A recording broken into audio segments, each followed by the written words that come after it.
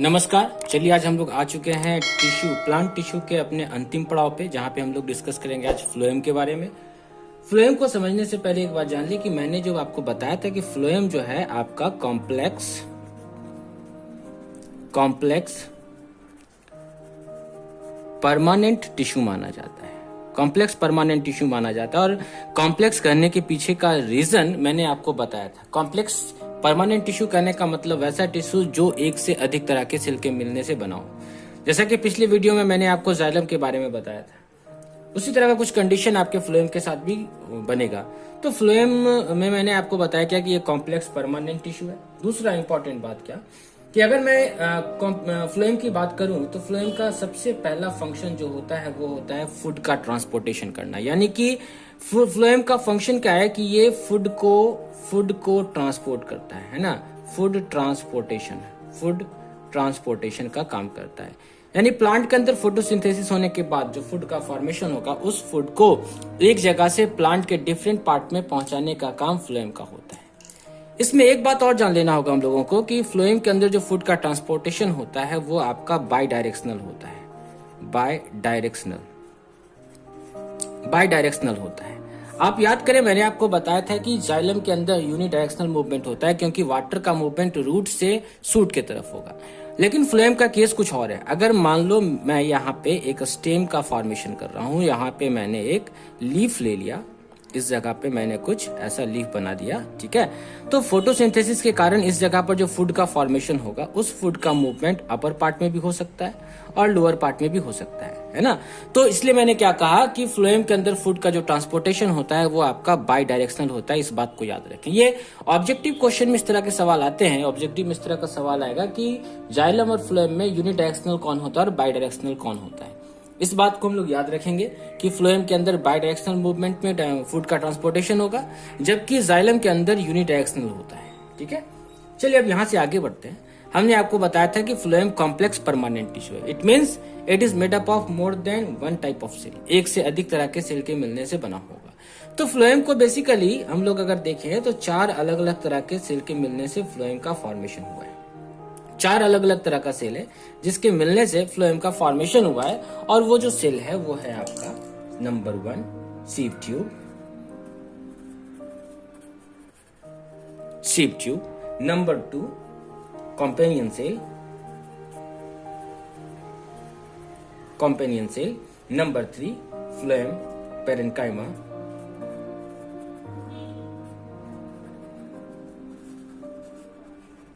और चौथा phloem fibre. Phloem fibre को एक और नाम दिया गया ब्लास्ट फाइबर। तो मैंने फ्लोएम को 4 पार्ट में, फ्लोएम के सेल को 4 पार्ट में डिवाइड किया है। यानी कि फ्लोएम 4 अलग अलग तरह के सेल के मिलने से बना है। Sieve tube, companion cell, phloem parenchyma और फ्लोएम फाइबर यानी कि ब्लास्ट सेल। अब चलिए आगे बढ़ाते हैं और इन सारे सेल के बारे में हम लोग डिस्कस करते हैं। इसमें से कौन सा सेल का क्या फंक्शन होता है, किसका क्या प्रॉपर्टी होता है, इन सब चीजों के बारे में बताएंगे। और अंत तक वीडियो को जरूर देखेंगे क्योंकि अंत में मैं आपको एक प्लांट के स्टेम का ट्रांसवर्स सेक्शन आपको दिखाऊंगा बनाकर कि कैसे ट्रांसवर्स सेक्शन में जाइलम, फ्लोएम, एपिडर्मिस, जितने भी तरह के प्लांट टिश्यू थे वो सब अरेंज होते हैं, है ना। अगर उस डायग्राम को आप समझ ले, उसको याद कर ले, उस चीज को अच्छे से कैप्चर कर ले, तो पूरा का पूरा प्लांट टिश्यू आपके लिए आसान हो जाएगा। इसलिए वीडियो को लास्ट तक जरूर देखें। और लास्ट में मैं आपको बताऊंगा कि एक प्लांट सेल का स्टेम, एक प्लांट का स्टेम अगर मैं काट के दिखाऊं तो वो कैसा दिखता होगा। चलिए तो आगे बढ़ते और बात करते हैं अपने सबसे पहले पड़ाव यानी कि सीव ट्यूब के बारे में। चलिए तो बात करते हैं सीव ट्यूब के बारे में। तो सीव ट्यूब के बारे में सबसे पहला बात जो हमें याद रखना है वो क्या कि इसके सेल का जो साइज होता है वो इलोंगेटेड होता है। इलोंगेटेड शेप का है ना, इलोंगेटेड शेप्ड सेल।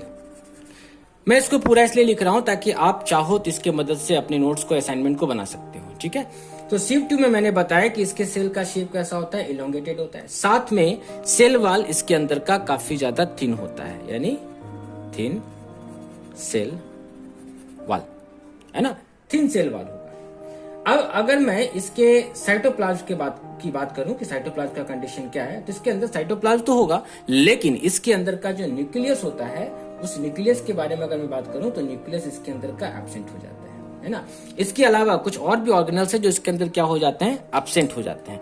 यानी अगर मैं इसके साइटोप्लाज्म और न्यूक्लियस के बारे में डिस्कस करता हूं तो साइटोप्लाज्म तो प्रेजेंट होगा, they have cytoplasm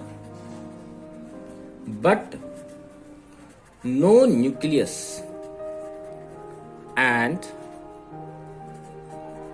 other cell organelles. Nucleus और अदर सेल ऑर्गेनल्स इसके अंदर से एब्सेंट हो जाते हैं। ठीक है, ये तो इसके स्ट्रक्चर की बात रही। अब मैं अगर इसके फंक्शन के बारे में डिस्कस करूं कि what is the function of the sieve tube, तो सबसे पहला जो फंक्शन इसका मैं यहाँ डिस्क्राइब करूंगा वो ये है कि ये प्लांट के अंदर फूड और न्यूट्रिएंट्स को ट्रांसफर कराने में, है ना, ट्रांसपोर्टेशन कराने में रिस्पॉन्सिबल माना जाता है। ठीक है ना, यानी कि इट इज रिस्पॉन्सिबल या these are responsible for the transportation of food and nutrients। Food और न्यूट्रिएंट्स को ट्रांसपोर्ट करवाने में सीव ट्यूब का सबसे बड़ा योगदान होता है। चलिए अपने अगले पड़ाव पे चलते हैं और बात करते हैं सेकंड नंबर पॉइंट का, कॉम्पेनियन सेल। कॉम्पेनियन सेल्स के बारे में अगर मैं कॉम्पेनियन सेल के बारे में डिस्कस करूं तो कॉम्पेनियन सेल के पास भी साइटोप्लाज्म होगा, न्यूक्लियस होगा और अदर ऑर्गेनल्स भी प्रेजेंट होंगे। इसकी तरह नहीं है कि यहाँ पे साइटोप्लाज्म प्रेजेंट है, न्यूक्लियस एब्सेंट है, अदर ऑर्गेनल्स एब्सेंट है। यहाँ पर तीनों चीज प्रेजेंट रहेगा, यानी cytoplasm plus nucleus plus other cell organelles और प्रेजेंट, ये सब कुछ इसके अंदर प्रेजेंट रहेगा। ठीक है ना। अब रहा सवाल कि इसका फंक्शन क्या है। ठीक है, तो अगर मैं कॉम्पेनियन सेल की बात करूं, ठीक है ना, तो कॉम्पेनियन सेल का फंक्शन क्या होता है कि ये सीव ट्यूब के द्वारा किए गए फंक्शन को सपोर्ट करने में मदद कर देता है। ठीक है ना, क्योंकि सीव सेल के अंदर बेसिकली हमने देखा क्या, न्यूक्लियस एब्सेंट है, यानी कि न्यूक्लियस एब्सेंट होने के कारण यहां पर वो अपना फंक्शन सही ढंग से नहीं कर पाएगा, यानी कि उसके अंदर जो मेटाबॉलिक एक्टिविटीज है वो नहीं हो पाएगा। तो इसके मेटाबॉलिक एक्टिविटीज को कौन कंट्रोल करेगा, कॉम्पेनियन सेल करेगा। यानी अगर इसके फंक्शन के बारे में डिस्कस करें तो they perform the task required for sieve cells for living. Sieve cell को जिंदा रहने के लिए जितने भी आवश्यक मेटाबॉलिक रिएक्शंस है, उन सारे रिएक्शंस को करेगा कौन, कॉम्पेनियन सेल करता है। In other words we can also say that the companion cell helps to the sieve tube for the survival, है ना। सीव ट्यूब को जिंदा रखने के लिए जो जितना कुछ भी मेटाबॉलिक रिएक्शन जरूरी है, उन सारे केमिकल रिएक्शन को कॉम्पेनियन सेल करता है। इसका सबसे बड़ा फंक्शन है। चलिए हम लोग बढ़ते हैं यहां से अपने अगले पड़ाव के ऊपर और बात करते हैं तीसरा आपका phloem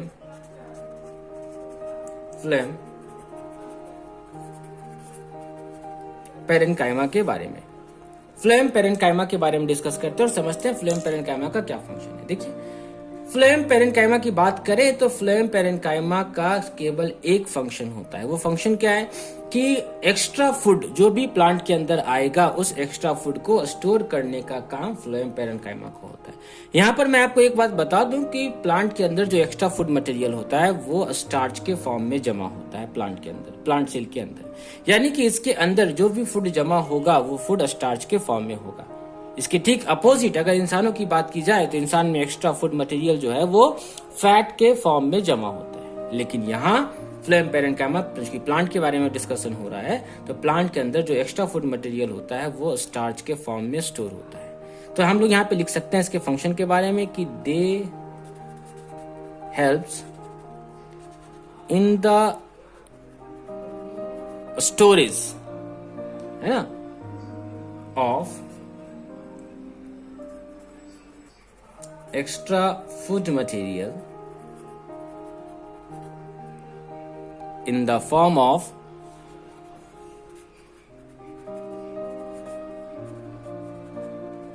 starch. Extra food material starch के फॉर्म में ये क्या करेगा, स्टोर करता है। और इसके बाद हम लोग पढ़ते हैं अगले पड़ाव पे, यानी कि चौथा फ्लोएम फाइबर। अगर फ्लोएम फाइबर की बात की जाए तो फ्लोएम फाइबर का जो सेल होता है उस सेल का सेल वॉल काफी ज्यादा थिक माना जाता है due to the presence of the lignin, है ना। तो their cell wall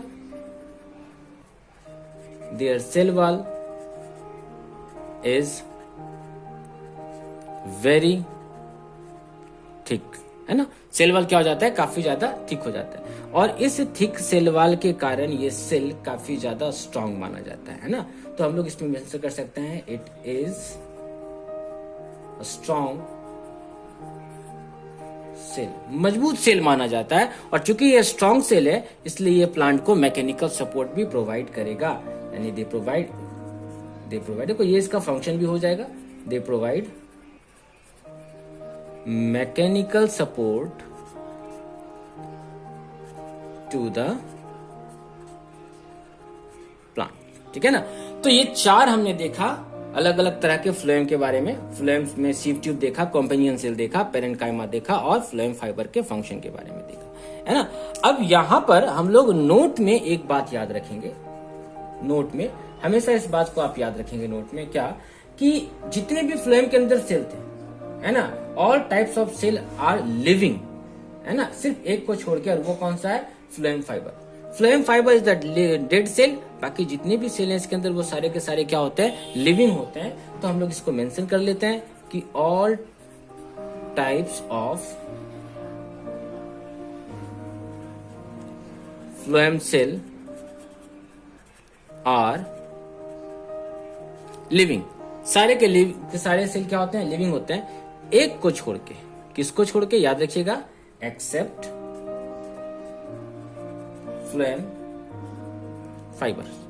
phloem fibres को छोड़ के बाकी जितने भी सेल इसके अंदर होंगे वो सारे के सारे क्या होते हैं, आपके डेड सेल, लिविंग सेल होते हैं, ठीक है। और फ्लोएम फाइबर आपका डेड सेल माना जाता है। चलिए, तो जैसा कि मैंने आपको बताया था कि हम लोग बात करेंगे किसके बारे में, स्टेम के ट्रांसवर्स सेक्शन के बारे में, कि उसके अंदर बाकी सारे ऑर्गेनल्स, बाकी सारे टिश्यू किस तरह से अरेंज होते हैं। चलिए, तो बात करते हैं हम लोग किसके बारे में, transverse section of the stem के बारे में। चलिए, तो हम लोग देखते हैं transverse section of the stem के बारे में। तो सबसे पहले स्टेम को हम लोग फॉर्म पढ़ लेते हैं यहाँ पे ट्रांसवर्स सेक्शनली। मैंने यहाँ पे एक स्टेम सेल को लिया, ट्रांसवर्सली इसको काट दिया मैंने, सामने से उसको हमने देखने का कोशिश किया है, ठीक है। इसके ऊपर आउटर एक और लेयर का फॉर्मेशन होगा जो कुछ इस तरीके से होगा। आप इस डायग्राम को अच्छे से समझे ताकि टिश्यू का जो पूरा सेक्शन है, प्लांट टिश्यू का जो पूरा का पूरा सेक्शन है, वो कंसेप्ट आपका पूरी तरह से क्लियर हो जाए। इसमें छोटा छोटा रूट हेयर निकला होता है, जैसा कि हम लोग ऑलरेडी जानते हैं, है ना। अगर हेयर नहीं है तो फिर ये ब्रांचेस वगैरह होगा, है ना। ये मैंने बनाया आपका एपिडर्मल हेयर बनाया, छोटा छोटा हेयर लाइक स्ट्रक्चर स्टेम में भी प्रेजेंट होता है। अगर रूट रहता तो रूट में भी प्रेजेंट होता, स्टेम है तो स्टेम में भी छोटा छोटा हेयर लाइक स्ट्रक्चर जो है वो प्रेजेंट होता है। मैंने कुछ ऐसा बना दिया, ठीक है। अब इसके अंदर मैं एक डॉटेड लाइन इंडिकेट कर रहा हूं, एक डॉटेड लाइन मैंने यहां पे दिखाया है। स्टेम के अंदर जितने भी पार्ट्स होते हैं सबका कुछ ना कुछ इंपॉर्टेंस है, सबका कुछ ना कुछ रोल है, सबका कुछ ना कुछ नाम है। यहां पर मैंने जो डॉटेड लाइन आपके सामने दिखाया, एक्चुअली ये क्या है, ये आपका एक्चुअली कॉलेनकाइमा है, कॉलेनकाइमा ऑफ दी कॉर्टेक्स। मैंने कॉर्टेक्स क्यों बोला, क्योंकि ये जो सेक्शन है, बाहर का जो सेक्शन होता है उसको हम लोग कॉर्टेक्स बोलते हैं, और अंदर का जो सेक्शन होता है, ये वाला जो सेक्शन होता है उसको हम लोग मेडुला बोलते हैं। तो चूंकि बाहर का सेक्शन है इसलिए मैंने यहाँ पे नाम क्या दे दिया, कॉर्टेक्स लिखा है। तो कॉलेनकाइमा ऑफ दी कॉर्टेक्स मैंने लिख दिया, ठीक है। अब इस कॉर्टेक्स के बाद यहाँ पर रिंग लाइक स्ट्रक्चर प्रेजेंट होगा जो कि कुछ इस तरीके से होगा।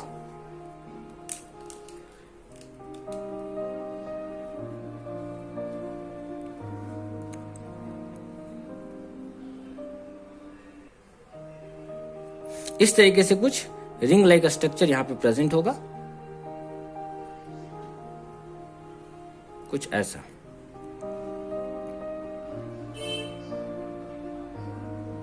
मैंने कुछ ऐसा दिखा दिया, ठीक है ना। ऐसा कुछ रिंग लाइक स्ट्रक्चर इस जगह पे प्रेजेंट होगा। चलिए, अब ये जो रिंग लाइक स्ट्रक्चर मैंने बनाया ये डबल लेयर्ड होता है, यानी कि इसका एक और लेयर हम लोग को यहाँ पे दिखाना होगा।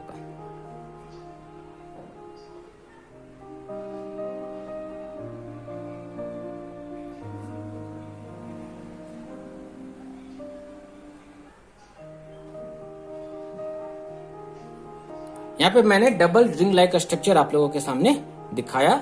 ये रिंग लाइक स्ट्रक्चर कुछ ऐसा है, ठीक है ना। चलिए, तो ये जो रिंग लाइक स्ट्रक्चर मैंने आपको बताया, एक्चुअली ये क्या है, इसको हम लोग इंडोडर्मिस कहते हैं।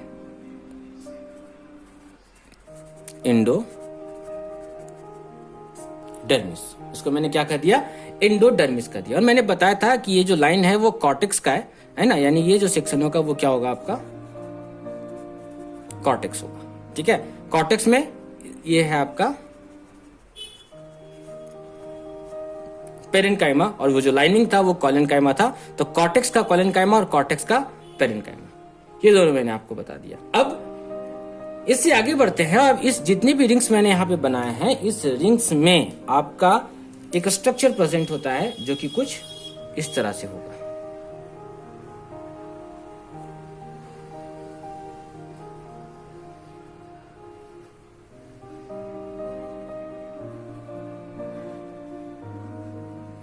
एक स्ट्रक्चर प्रेजेंट होता है। इस स्ट्रक्चर को हम लोग दो भाग में डिवाइड कर लेते हैं, ऐसे ऐसे ऐसे ऐसे ऐसे ऐसे। ये जो मैंने स्ट्रक्चर आपके सामने बनाया है, ये एक्चुअली है क्या, ये जो स्ट्रक्चर है वो आपका जाइलम और फ्लोएम है ना। इस स्ट्रक्चर को हम लोग क्या बोल सकते हैं, अपर जो सेक्शन है, जो आगे की तरफ है ना, और एक पीछे की तरफ है। तो जो आगे की तरफ होता है वो जाइलम होता है, जो पीछे की तरफ होता है वो आपका फ्लोएम होता है। तो आगे इंडिकेट कर दिया मैंने क्या, जाइलम, और पीछे की ओर जो है वो क्या है आपका फ्लोएम, जाइलम और फ्लोएम। और इसी जाइलम फ्लोएम को मिलाकर कहा जाता है वैस्कुलर बंडल, वैस्कुलर बंडल। इसी को हमने क्या बोल दिया, वैस्कुलर बंडल बोल दिया, ठीक है। बीच का जो सेक्शन होता है, इसका जो मिडिल सेक्शन है, ये सेक्शन जो है, इस सेक्शन को हम लोग क्या बोलते हैं, इस सेक्शन को हम लोग बोलते हैं पिथ, PITH, याद रखिएगा, पिथ। पिथ एक्चुअली क्या है, पेरेन्काइमा है। पिथ क्या है आपका, पेरेन्काइमेटस सेल है, ठीक है ना। अब अगर इसके वेस्कुलर बंडल की बात करें तो दो वेस्कुलर बंडल के बीच का जो स्पेस है ना, ये जो खाली स्पेस आपको दिख रहा है, दो वेस्कुलर बंडल के बीच का जो स्पेस है, ठीक है, इस वेस्कुलर बंडल के स्पेस को हम लोग बोलते हैं मेडुलरी रे। मेडुलरी रे, मेडुलरी रे क्या होता है, मेडुलरी रे एक्चुअली आपका पेरेन्काइमा सेल के बीच में जो गैपिंग प्रेजेंट होता है उसी को हम लोग बोल देते हैं, है ना। तो ये क्या है आपका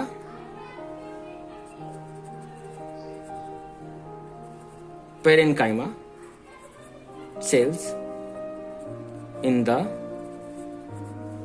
गैप्स, गैप्स में जो पेरेन्काइमा सेल प्रेजेंट है, ठीक है। किसके गैप्स में, तो दो वेस्कुलर बंडल के बीच का जो गैप है ना, गैप्स बिटवीन वैस्कुलर बंडल। दो वेस्कुलर बंडल के बीच में जो गैपिंग प्रेजेंट होता है, उसमें जो पेरेन्काइमा प्रेजेंट होगा, उसी को हम लोग क्या बोलते हैं, मेडुलरी रे कहते हैं, ठीक है ना। चलिए, तो ये तो मैंने आपको एक सिंपल सा डायग्राम दिखाया, किसके बारे में, ये सिंपल सा डायग्राम था आपका स्टेम के बारे में। स्टेम को ट्रांसवर्सली अगर कट किया जाए तो वो कुछ ऐसा दिखता है। आई होप आपने वीडियो को एंजॉय किया होगा। तो जिन्होंने अभी तक सब्सक्राइब नहीं किया वो चैनल को सब्सक्राइब कर लें। इस जगह पर आकर हमारा प्लांट टिश्यू पूरी तरह से समाप्त हो जाता है, ठीक है। एनिमल टिश्यू के लिए बने रहेंगे। अगले वीडियो में हम लोग फिर मिलेंगे और बात करेंगे एनिमल टिश्यू के बारे में। तब तक के लिए धन्यवाद।